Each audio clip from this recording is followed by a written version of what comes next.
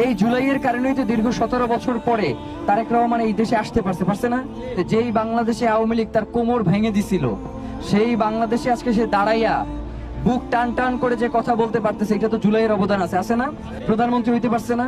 সুতরাং যেই জুলাই তারে প্রধানমন্ত্রী বানাইছে, যেই 1400 শহীদের রক্তের উপর দিয়ে আজকে বাংলাদেশে সে কথা বলতে পারতেছে, যেই বাংলাদেশে আওয়ামী লীগ তার কোমর ভেঙে দিছিল, সেই বাংলাদেশে আজকে সে দাঁড়াইয়া বুক টান টান করে যে কথা বলতে পারতেছে, এটা তো জুলাইয়ের অবদান আছে না?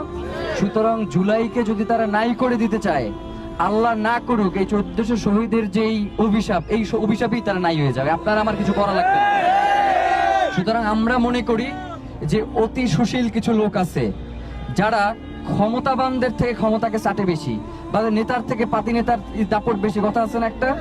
তো এই পাতি নেতাগুলো এই জাউরামিগুলো করে, মানে ধরে নেতা বলেই না।